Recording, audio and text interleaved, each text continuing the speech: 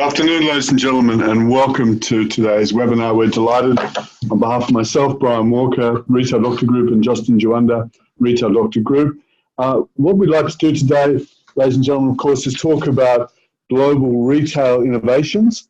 And as such, I think you're hopefully coming in on the slides. We'll start to move through that.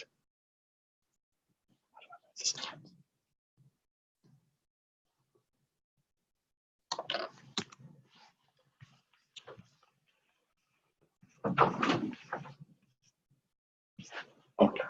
So to add some context to this, the starting point is really to talk about the role of technology as a driver and accelerant globally, and the way in which retailers are now adapting to enhanced, more knowledgeable, more educated, more intuitive retail as seen through the customer's eyes.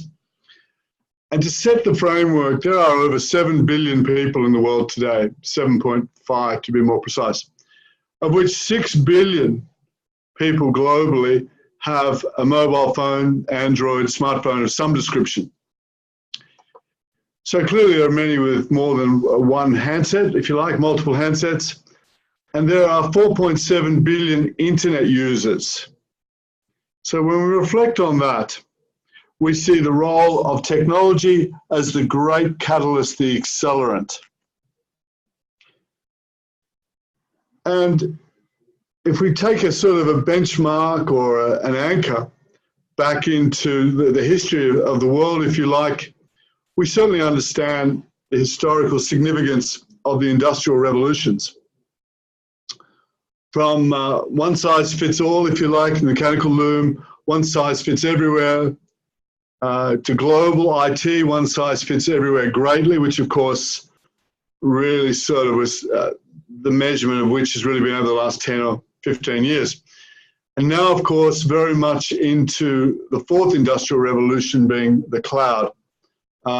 This concept of relocale, in other words, one size fits one.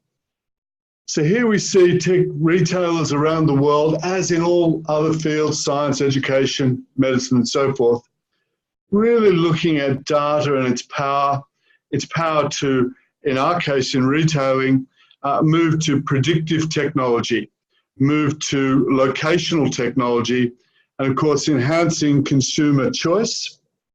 And as we know only too well, often bypassing the physical retail experience and doing it online, if you like, or digitally, and we know that as online retail. So what we'll do today, Justin and I at Retail Doctor Group, will take you through some examples of the way retailers around the world are adapting. We're going to do that through our Ebeltoft Group awards, which I'll touch on in a moment. Coming back into data for one moment, if we're really understanding that location is the big driver. So what data enables us to do, of course, is to track location of product, people, process, occurrence, timing, all the variables of the interaction, both from a back end, if you like, through to in-store and online customer experience, as well as post-customer experience, and to, if you like, close the circle on the entire customer experience.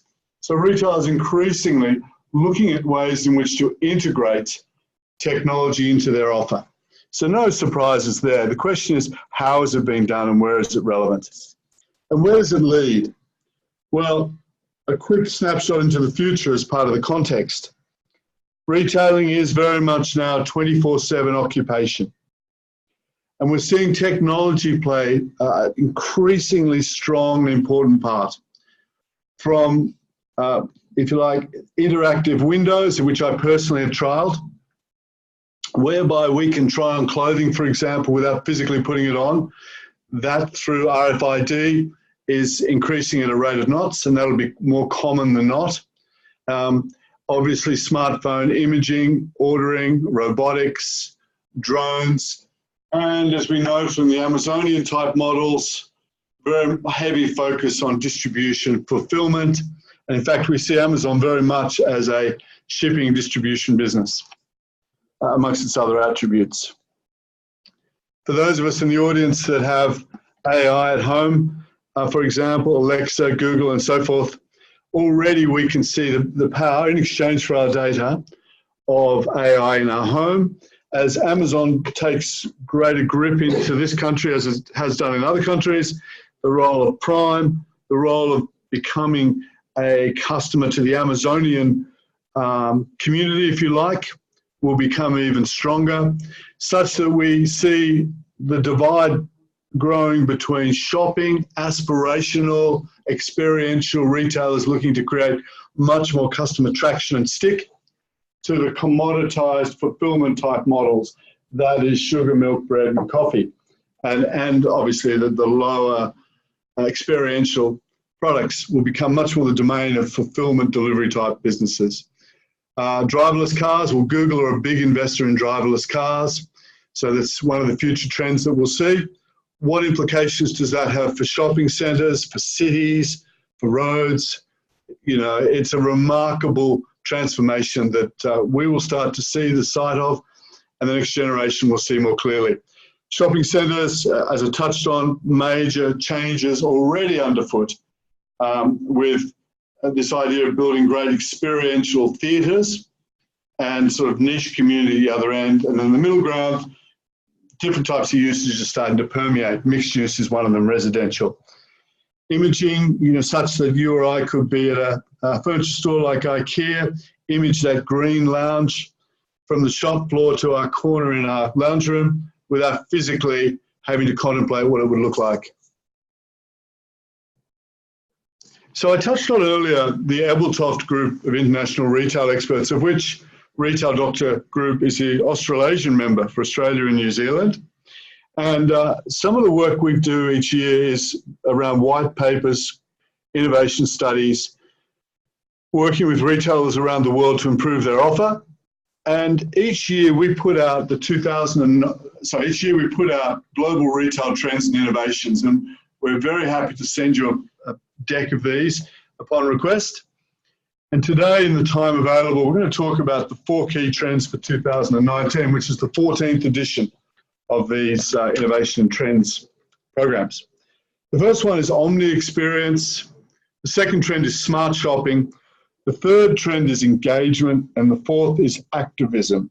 Now, I suppose one of the first key points is that retailers historically are always about adapting to trends, continuing to build their sustainable point of difference. And now increasingly we talk less about the number of physical sites. We talk much more around this omni-channel experience.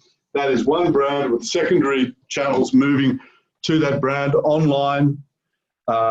Social media, never has the world of social proof and social media been more important. And we're moving very, very quickly from e-commerce to mobile commerce to s-commerce platforms. Smart shopping, you'll see, is really thinking about space and how to use space and how to use that integration. Engagement, as it implies, is very much around building traction and engagement, thinking much more about coverage, community, post-purchase, or rather first touch point of customer. And customers, of course, traditionally always had this very quite linear way of getting in touch with the retailer's brand, catalogs, newspapers, whatever, in that sort of very linear way. Now it's a kaleidoscope of touch points. So the retailer's ability to use technology to build differentiated brand and merge the two, and ideally merge a third element, which is differentiated insights, into understanding their customers' path to purchase, is more vital than ever. And the fourth element is activism, social cause, social utility, driving consumer desire to associate with a brand. And we're seeing a lot of that in our work with RDG Insights. So what you'll hear me start to do is pass to Justin as we start to talk through this, but perhaps we could talk about the award winner, which is Hema of China. Yes, now everybody, if you have any questions, please feel free to type them at any time. We will go through the questions at the end, which is just going to make it a little bit easier. So Hema in China is a classic example of this whole blend, that the lines between retail, fulfillment, showroom, entertainment, service, everything is being blended, and these guys in China have done an amazing job. So it's basically a supermarket that is also a fulfillment center. It also allows you to, if you look at Amazon Go, you can walk in, you can scan anything that you want, you can add it to your shopping cart, pay with their payment platform, and you must use their payment platform, and then go and sit down and have something to eat at their restaurant, which is also fully automated, and little robotics will deliver the food to you. Now, you can alternatively do this all at home as well, because you can order online, have it delivered, or you can have it ready for click and collect. And while you go and pick up your shopping, you can again go and have some food, because they have a very large seafood section, and fresh seafood is very popular in China. So obviously that brings this whole stickiness to the experience of shopping at Hammer. And the other thing that Hammer does, and really gets us to think about the use of physical space in the way that Justin's described, gets us to think about the brand of the retailer being the omnipotent center, and to fulfill all customer needs within that space. So it's not just about stack it high and watch it fly. It's all about maximizing digital productivity and physical, and if you like, virtual productivity, as well as experience. So this slide is a classic example of that gentleman there is actually a staff member packing for an online order. And he has 3 orders there that he's packing for. And then if you look up the back, there's a little conveyor belt system which operates on the roof. So they drop that off, it goes up into conveyor belt and goes to the back for the fulfillment, and can be delivered not in 1 hour, but in 30 minutes. And finally, that conveyor belt creates some more visual theatre, which is all part of increasing the traction. So interestingly, online deals very much with convenience, range, speed.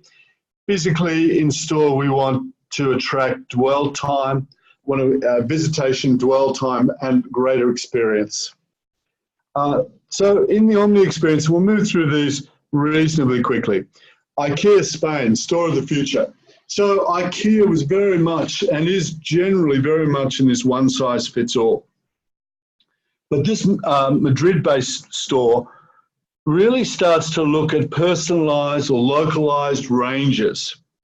And it does it very much as a consequence of understanding their customers' path to purchase, localization of product and range, such that you can be looking online at their range of product, and as you come to the store, the beacons, if you like, the locational scan data will understand that it's you, will automatically start to bring up your last website searches and start to localize range for you and direct you in store to those products.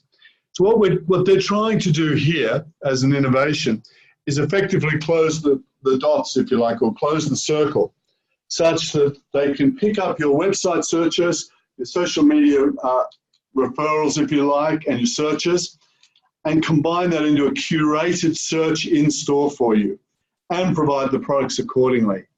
So, because we know that online retail is about 3 to 4% conversion.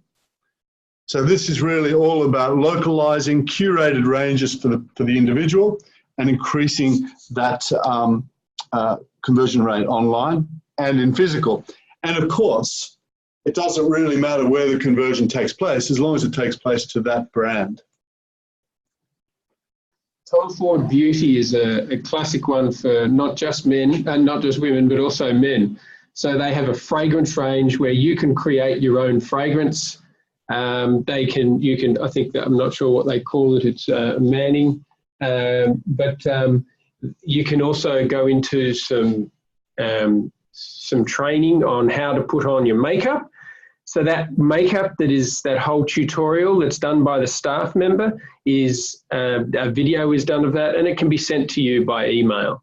So the whole experience can be remembered, and then there's that stickiness to come back to Tom Ford Beauty. And so the digital features are embedded into the store, into the customer experience, You become part of the Tom Ford community. The brand is enabling itself to go into your home, if you like. It understands your data, it understands your complete cosmetic profile, and it tailors product accordingly. And as well as Justin saying, uses that space for tutorial, customer experience, but also customer education. It also positions itself, which the brand does anyway, but very much in that expert positioning. Just one other thing is when you move towards a product in that area, there will be a display that will come up as you approach it or as you reach for it. So again, it's very targeted. You're not wasting that digital space or that digital memory for people to, there's not too much to take in. So it's very tailored and targeted. So this is OmniStory. You want to tell us a couple of things? Yeah, OmniStory is a lab platform. So a lab platform is basically testing new products. So this is from Brazil. Yeah, Brazil. You'll find that there's a lot of these very highly experiential using technology in countries like Brazil, China, and the States. Obviously, they have a much larger population, but this is one of those things where the lab platform allows brands to come in, be tested, get feedback, and see what brands are working before they then take that brand on. And this is a website online that's moved on to have their offline strategy. So they also incorporate facial recognition, obviously the click and collect. These are all standard things that people, a lot of these top performers are doing. Digital and RFID labels and VR. The VR experience allows you to experience more of the product, as well as see where it's come from, answer any questions about what the ingredients are, etc. And build up this data set. So this data set recognition is so important to these retailers. So at OmniStory, again in Brazil, tech solutions designed to support overarching business management. So really all about the integration of digital to physical, back to digital, and so forth. So the interplay between both universes, I guess, in that sense. PRX is a mixture of this physical and digital. It focuses mainly on healthy and sustainable lifestyle. Brazilian again. Something I think they like to do a little bit more. What makes this a little bit unique is you can't use money or credit cards. You must transfer your money or your credit cards into their PRX's type of currency, which is done through an app, and it keeps people engaged in the whole experience. So, their claim is to do a yoga class and playing music lessons, as well as maybe choosing some products that you might like. So it's really that whole blending, that whole community of experiences, and you have to use their currency, which I think is very clever. And it's very targeted, as you can tell by the image. Very targeted to its community, and what we know is that always great brands dissuade certain customers as much as they persuade others. This is a place to hang out. It's a place to speak in their language, use their currency, and become part of that community. Very successful. So it's an example of Pidgeotale, as we call it, physical and digital marketplace. And Ponto Frio, Brazil again. This is testing with using their compact format, so you can buy online, get it delivered there. You can go into the store and look at the brochure and order anything you want within the store. This is a classic example where they used a significantly less amount of space. There's actually 3 times less space. They used 2 times less staff, but they produced the same revenue in the same format, while still offering the 1.5 million SKUs that they have available. They incorporate bonuses for their staff, and so this is just a very good example of a compact and a version of what can be done in retail. And a lot of big retailers are moving to this compact, nimble, using online to help supplement their stores. Less physical stock, much more about the integration, fulfillment at the back of the store, which you can sort of see, and very much about click and collect, as Justin says. And experiencing. So they dedicate, about 20% of their space just to experiencing the product and taking things for a test drive. and they'll use facial recognition and full analytics, see where your eyes are heading, see where you might be heading towards there, and what interests you, and then tailoring that to you. So using analytics within the store, using locational data to in fact map out the customer journey and navigation for you. Voort is another example. This is in Portugal, another retailer, electrical retailer, doing the same engagement within store. But what I like with this is that they have what's called Voort Experience or experts, and they will actually spend time fixing problems that you have in any digital area, regardless of where you bought it from. Now, the interesting fact is that space actually produces more revenue per square meter than any of the other spaces. So that's a classic way of using a service, and expert advisors are there to help you. And of course, then they can upsell to the products that you have in store. And you become loyal to that service model. So the key point is they're quite brand agnostic in that space. For the French amongst us, I apologize in advance if I've pronounced Envie de Celle de Barn. And so this is very much showroom retailing. It's innovative in the sense of the way that it uses the space. It's very much around contributors to that type of product. It's very much around architects, end users.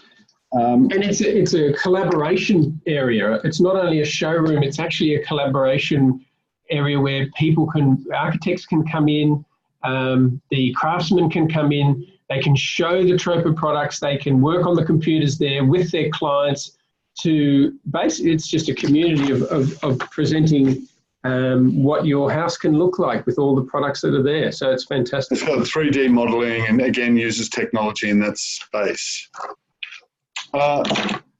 EBV, or Poland, I probably didn't pronounce that very well. The store has no physical product on the floor and is supported by a vast stockroom. So it's effectively a showroom at the front end and an online distribution point.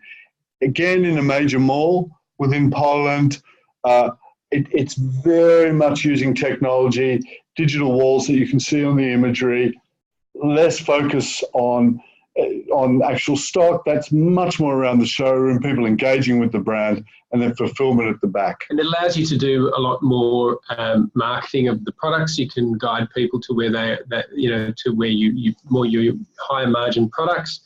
And it'll all be delivered within 3 minutes. So they can pick it all from the wall, comes in 3 minutes, they try it on there, and then if they want it, they take it then, or they can get it delivered back to their home.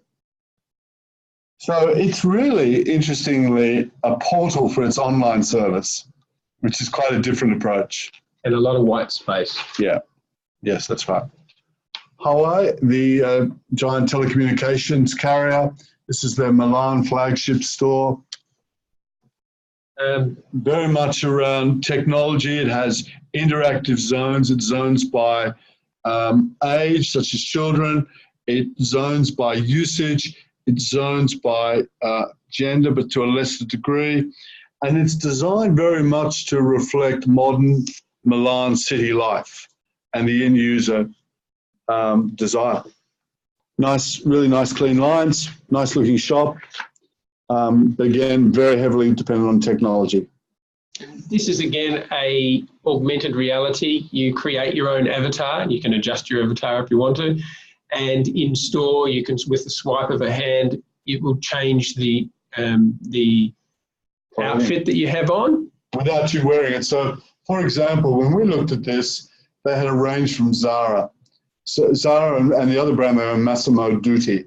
And what effectively you can do is stand in front of the smart mirror, as I did a little while ago in Dubai, and then just by moving your arm, the various items of the range, male or female, come onto your avatar. You're fundamentally seeing yourself dressed in this without dressing.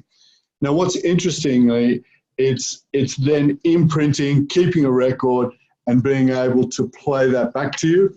Then you find yourself in relationship with the brand, suggesting all the various products that go with that, new season releases and so forth, and you haven't tried one product on in the traditional sense. What's even more interesting in my mind around this is the very short distance to having it on our smartphone. And that's now just a matter of a very short time.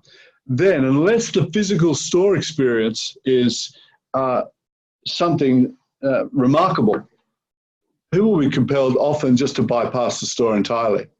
So again, it's just interesting. This one dominated by technology. Second trend is smart shopping. And it's very much around the whole service return convenience model. This is more mall in China. Interestingly, it's Alibaba's first shopping mall. And a few concepts in the mall include the first Hema concept store, which was the award winner. Tmall Genie, which is Tmall is the version. We'll go through that as well. It's basically an Amazon. Yeah. And Guess AI store. So with the Guess AI store, again, you have artificial intelligence, which will, if you take your RFID into store, it will recommend different things, accessories to go with that, or other shirts, skirts, jeans that will work with what you've chosen. And it's picking up data, of course. The whole mall is an interactive data hub. It's picking up and building on data it already knows about you from all the other ways you connect with the Alibaba brand in the same way that we connect with the Amazonian brand. So it's a fascinating look at the first sort of generation, if you like, into the future of integrated AI and driving machine learning into consumers' lifestyles and to their products. And this is what Tmall are doing. They're just integrating everything with data, analysing exactly where you move, what your habits are. It basically predicts, it's going into prediction of what you may like, and then send you messages relating to that or specials. It's just an incredible shop which you don't need to, again, you can get everything delivered. You don't ever need to it's an automated supermarket. So, you know, this store is approximately 80 square meters. It's certainly not the 4,000 square meters of investment that we're used to. So it's a fully automated supermarket, as Justin says. Fascinating use of space, customer information, if you like, and the concept of personalizing. It incorporates emotional recognition and eye tracking technology. So it will also look at your facial expression when you look at a product, whether you're excited, disappointed, confused, and it will track all of that and track that data. So again, becoming more and more effective. So all this leads to prediction, personalization and prediction, and using the classic retail format as one of the origin points of that collection of data and collation. Skippen at Spa University is in the Netherlands, and this is a classic example of how the Dutch tend to be a little bit clever with their money, let's say, and they've utilised a very complicated system by taking on partners. So again, you can walk through, use your card to tap and buy whatever you want and just walk out, like the Amazon, but instead of them creating their whole system, they've used a partner to help them with that, and again keep the cost down. And the partner is Tikkie, Tikkie. So what we see in a number of these case studies this year is greater focus on collaboration. So business information system providers, in this example, collaborating with retailers and to build that experience. Sorry. And this Skippen has attracted 2 million users to this app in less than 2 years. So a very cost-effective way of doing what Amazon has done, and they actually initiated this before Amazon, so in 2013. This is Zara in the UK. The image we're looking at here is a pop-up shop. And what's kind of interesting about this, of course, is that for a customer to pick something up online, customer just needs to scan the QR or PIN code in the email receipt, and a robotic arm delivers it in seconds. The other thing is that you can this also has the RFID, where you can try on an outfit, and they only have limited numbers of those outfits. Go into the change room, and it can recommend accessories and other things to go with it. Speed of fulfillment. If a customer places an order, it'll arrive within a couple of hours back to their home or their location as they nominate. So speed, fulfillment, range, without having to physically carry product. So interesting, and it shows us the established adaptation from long-established brands like Zara and the way they've used space as well. Spice. No longer do you need a cook to prepare your food. A robotic restaurant, which is 100% created by the robots you see there to create your meal. Obviously, the chef designs the meal, and you get to choose and accordingly to what your tastes are. However, there is nobody preparing that meal. Take that as a great experience or something a bit scary. It's up to you, the consumer.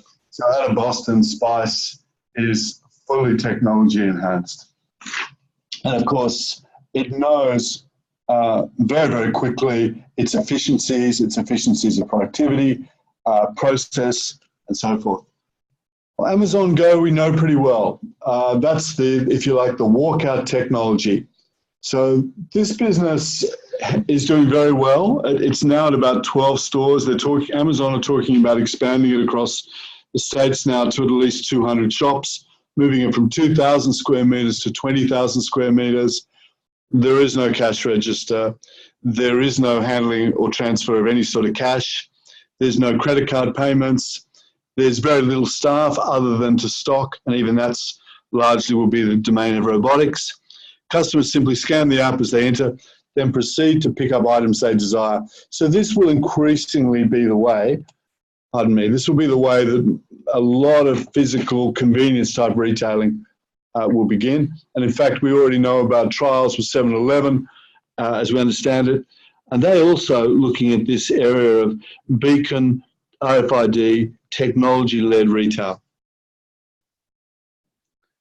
Smaller is better. Again, creating these, Nordstrom are effectively creating these much smaller footprints, allowing the online to support the ability to offer more range and deliver the product to their people's homes or click and collect, and allowing customers to just try on what they want. So that large department store chain, as many department store chains around the world, under some challenge around space and use of space. And this is really, as Justin says, the scaling down using the Nordstrom brand very much around very, very limited number of products. It's really a fulfillment center, distribution center, and a window to the larger online offer. So again, we see inventory, if you like, or stock being in the domain of the online space, and the enabler and the funnel is through the physical representation. This is K.T in Germany. We kind of like this one because it's a startup supermarket, effectively. A lab platform again. Yeah. And they allocate space for 150 different products within their supermarket as new products. So it creates that feeling that there's something new there every month that people can try out. So that again creates a bit of excitement. And many of those products, many of those products are, as Justin was saying, they're startups. This is an incubation phase for them. Good use of technology to support how those products are performing. What we thought interesting and really thinking about adaptation in a different way. We'll try your French on that. Comptoir Boulanger. Better than I could have done. No, mate, okay. Maybe just good try. Again, this is moving to downtown in smaller stores. It's a technical home goods store, which they're usually around 1,500, 2,200 square meters. Again, bringing it down to 1,500, to 1,000 or square meters. So a lot smaller now.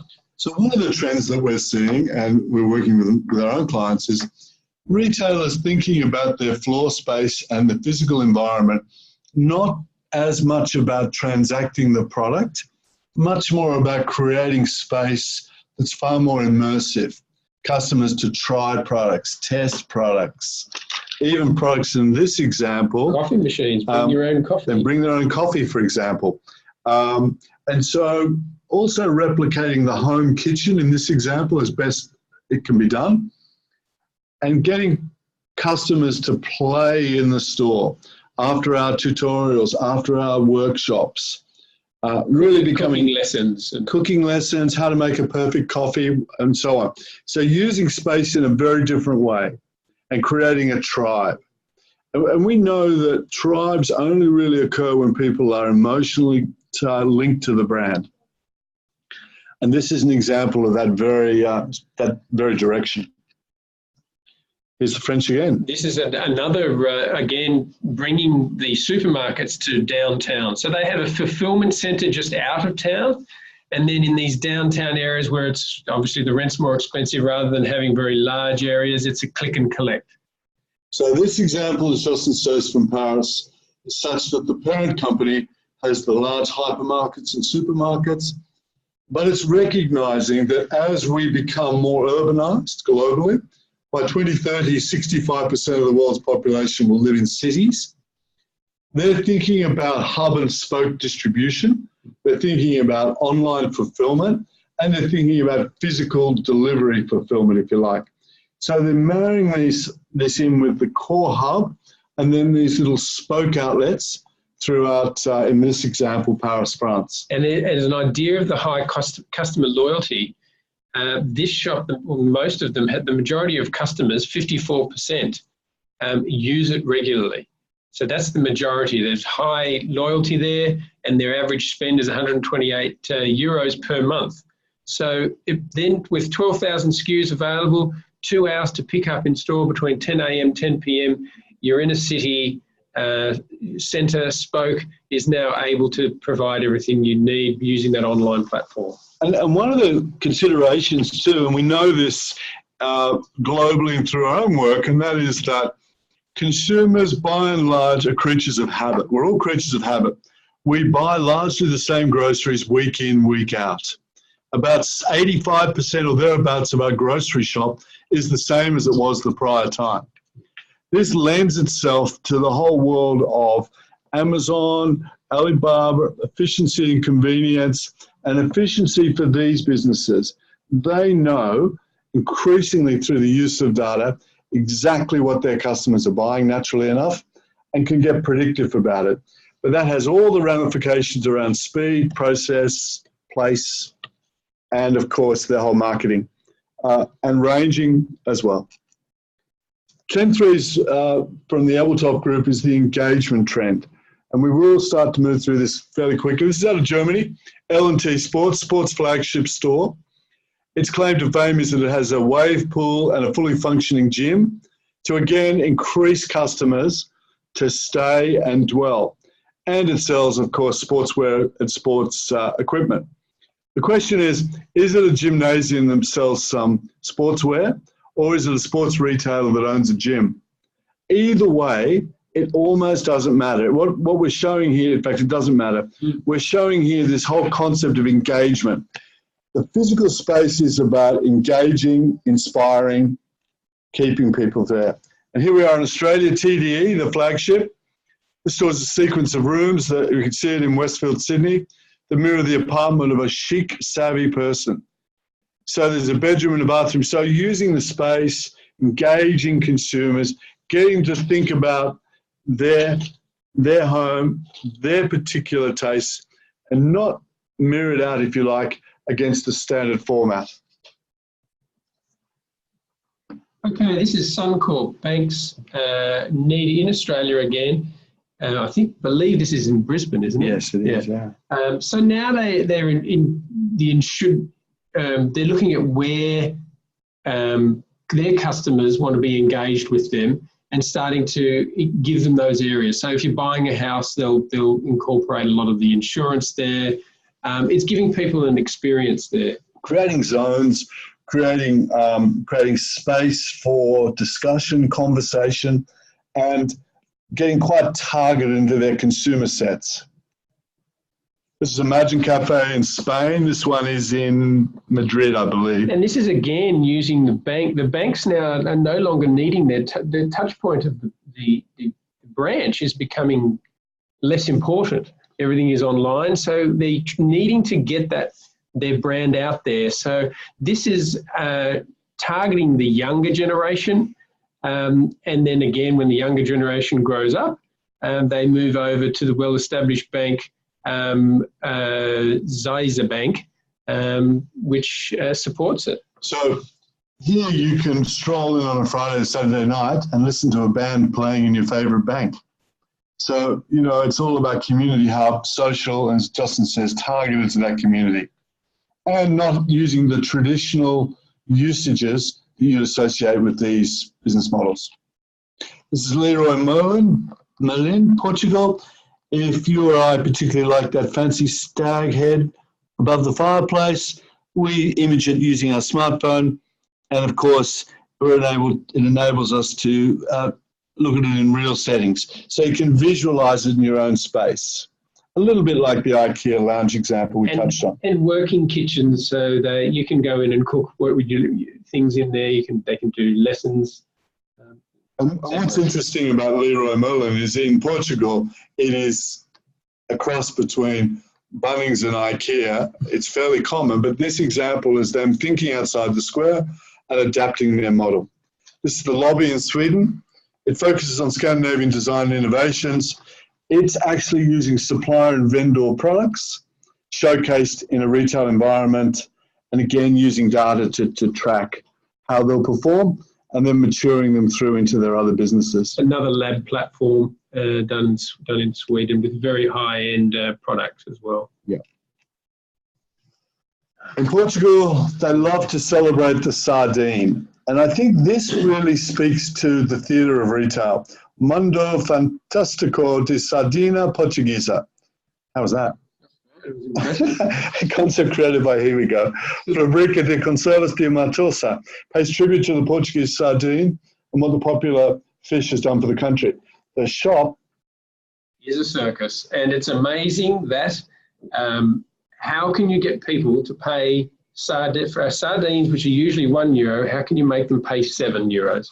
So what they do is, ever since 1916, for any specific dates, they've created a can with beautiful imagery celebrating that day. So of course it becomes a collector's item, and then you can have one made in each year. There's a new one, and you can get one made with your name, so everything becomes personalized. So they've turned something that really is a €1 value into a 7-time value. So that's fantastic. Just with this theatre and this idea of giving something interesting about their own history. So you can give your loved one an anniversary can of sardines. Can of the year. There you go. Muji Hotel, one unique feature. So we know Muji, of course, is the Japanese retailer who do a very good job and starting to grow in Australia. This is the Japanese retailer Muji in China with Muji Hotel. So we're seeing retailers globally playing in other areas of the customer experience. One unique feature of the hotel is that anything on display in the hotel room is available to purchase. Do you want to say about Muji? Oh, this is the amazing use that retail is everywhere. Retail is the lines are blurring between retail, fulfillment, distribution, a showroom, and entertainment, services, displays, education, a hotel, a lab platform. Here we go. All those great examples Justin's saying, all designed to build sustainable retail differentiation with customer stick and experience. We often talk about the power of social media. And as we know, Glossier, which is a cosmetic business out of the USA, has built its cult following purely via social media platforms and its blog, Into the Gloss. It uses customers as the voice of the brand. So it's all about social opinion, social sharing, social utility. And it's been so confident with its social media campaigns and growth in popularity, it's now opening physical stores. Just for the experience to get people together. So this is, again, an offline platform that is moving to an online experience, allowing people to feel the brand.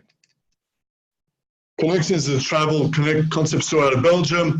It's all about immersing people into the country of their interest. And it's building in this great example Strong emphasis on the in-store experience, strong emphasis on the curated merchandise, emphasis on the digital walls that you can see. So it's information, it's entertainment, it's excitement, and all the analytics sit behind that we've touched on earlier. With all these different discovery zones, so you've got the New York zone, you can feel like you're in a USA cafe.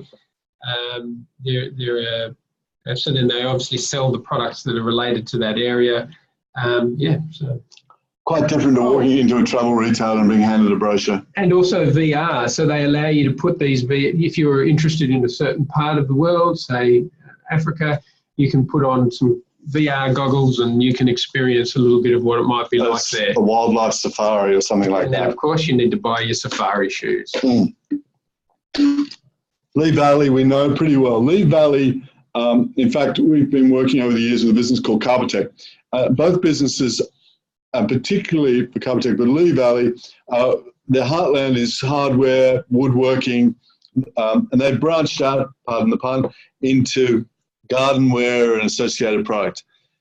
But what they do is that earlier point about using physical space to teach people. So in other words, in teaching people, they're really focusing in on tutorials. So instead of selling you the tools to build a table, and they will, they're going to teach you how to make the table. And it's supported with tutorials, interactive, personal newsletters, VIP evenings, and of course the tutorials themselves.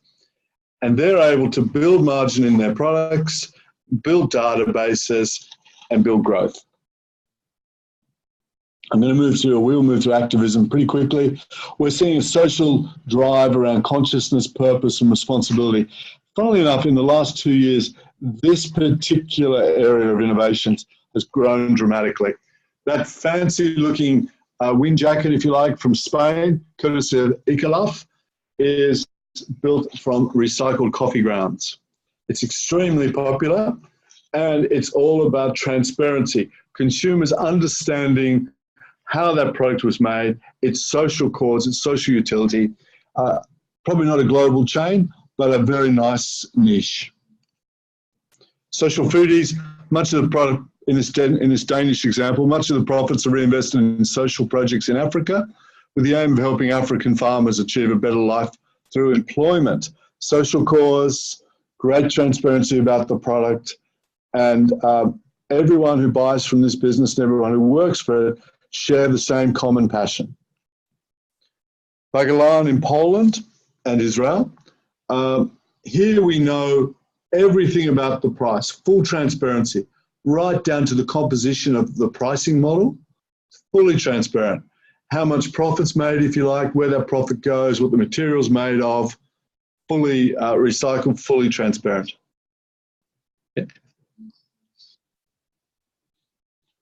Soisblast in Germany is all about the social cause of the day, and it's a social hub. So it takes responsibility and emphasizes a major issue of our time, all with an inspiring and welcoming atmosphere. So it's very much this idea of meeting place. It's still there to sell product and has curated ranges, often associated with the cause or the statement of the day. It's a place to hang out with like-minded individuals. And have guest speakers come and talk and debate issues, which is great, all around some coffee and their products. Yeah, so again, thinking about physical space differently. Everlane in the USA, very much about ethical product production and transparency, where products are produced and where each comes from, not dissimilar to Bagelan. Still a very stylish, chic-looking store, lovely fit-out, but very strong into ethical production. And Adidas, just to finish us off, this is a great way of becoming nimble. And the Germans are now have their first 4,600 square metre factory, which can create 1 million performance sneakers, close proximity. So they worked out that it was easy. It was better to do it this way than to order large quantities over in China and get it shipped over. And it had a very strong social impact in terms of a carbon footprint. local employment, and local employment. Speed to market. Yep. And I understand consumers are able to personalize as well. So, ladies and gentlemen, courtesy of Justin and Joanna from Retail Group, Ebeltoft Group, and myself, we have the good fortune of sharing, and there's a couple of questions, but we'll take two, the Ebeltoft Group, Retail Group Global Study for this year, and we're very happy to send out decks. And there's a couple of questions here.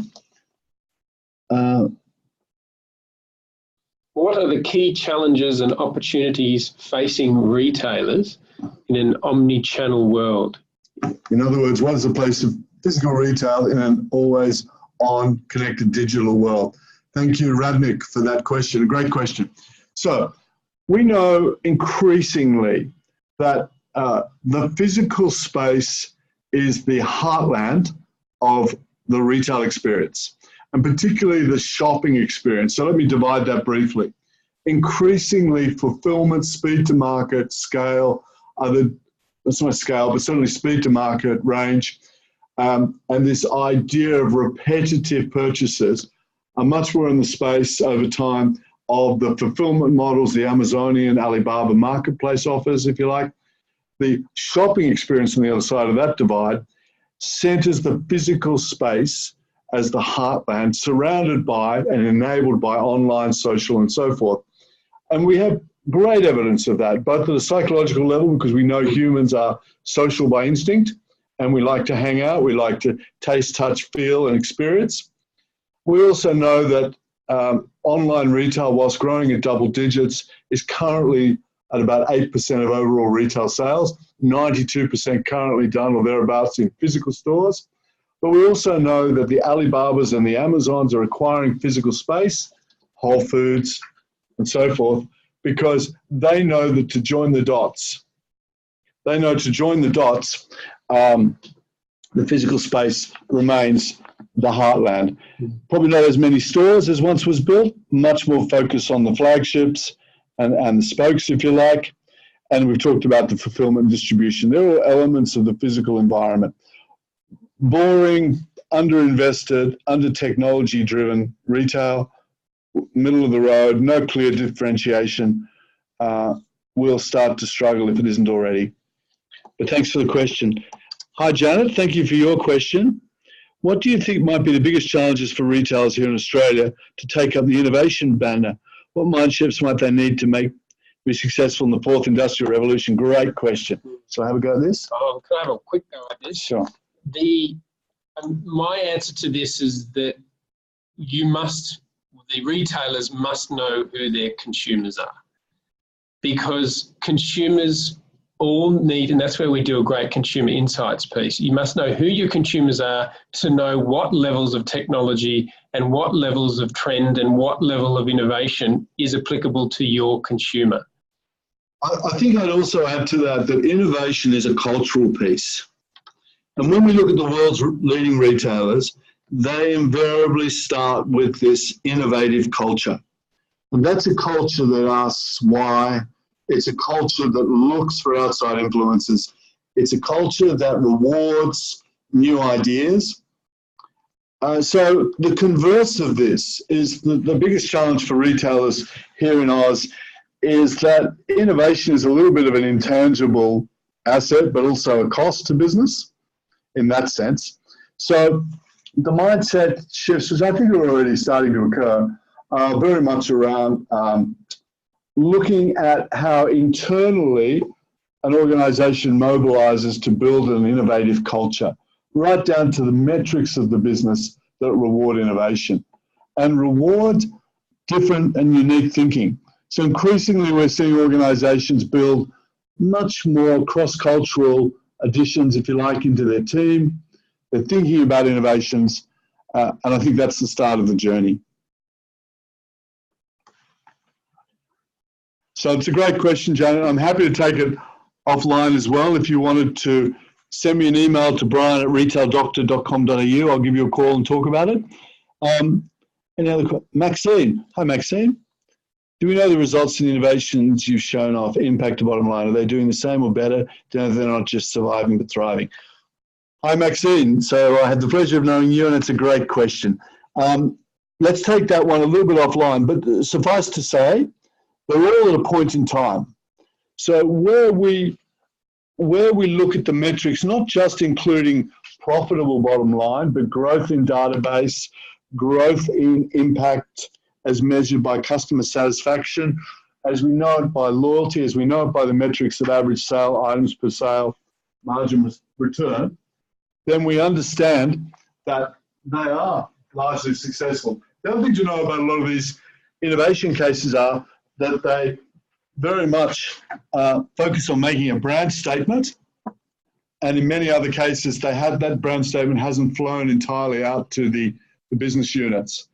I'd just like to add to that if you would like to have a look at the entire case, there you can email us, justin@retaildoctor.com.au or brian@retaildoctor.com.au, and we can send you the full pack. Now that has more data on on what the results are. So again, we were able to say just a few of them, but that can give you an idea of which ones have results in terms of how they're working.